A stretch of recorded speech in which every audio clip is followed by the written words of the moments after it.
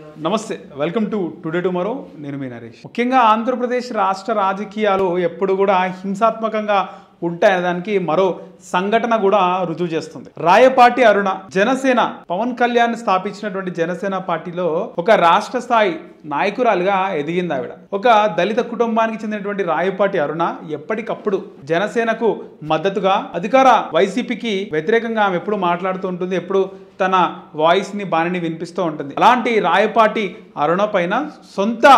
Janasena party నాయకులే దాడి చేయడం ప్రకాశం జిల్లా ఒంగోలులో అక్కడ జెండా ఆవిష్కరణ కార్యక్రమం కానీ ఇతర కార్యక్రమాలకు హాజరైంది రాయపాటి అరుణ ఎప్పటి నుంచో రాయపాటి అరుణ తనకు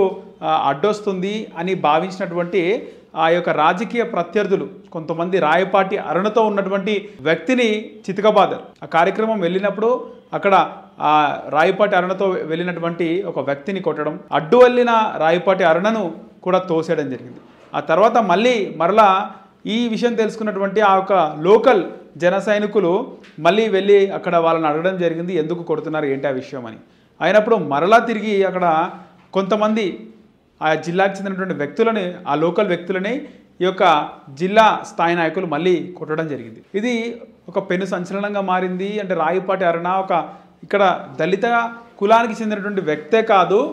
ఇలా ఒక మహిళ రాజకీయాల్లో ఎదుగుతుంటే ఓర్వలేక ఇలాంటి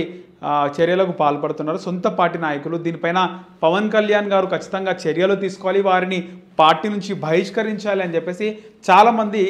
సోషల్ మీడియా వ్యాప్తంగా నెటిజన్లు కామెంట్లు పెడుతున్నారు రాయపాటి అరుణ ఎప్పటికప్పుడు వైసీపీ వాళ్ళని తిడుతుంది కొడతా అంటుంది అలాంటి రాయపాటి అరుణ మళ్ళీ వీలు కొడుతుంటే ఎందుకు ఆపుకోలేకపోయింది తిరిగి ఎందుకు కొట్టలేదు అని చెప్పేసి కొంతమంది కామెంట్లు చేస్తున్నారు మొత్తానికైతే జనసేన పార్టీలో కీలక వ్యక్తిగా ఎదిగింది ఆర్థికంగా వెనుకబడి ఉండి ఒక దళిత సామాజిక వర్గానికి చెందినటువంటి వ్యక్తి అయినప్పటికీ ఆమె మాత్రం ఆమె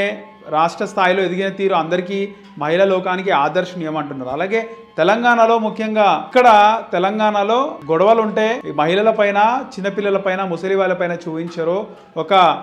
క్రమశిక్షణ ఉంటుంది తెలంగాణ రాజకీయాలు మరింత హింసాత్మకంగా ఉంటాయని రాజకీయ విశ్లేషకులు అయితే అభిప్రాయపడుతున్నారు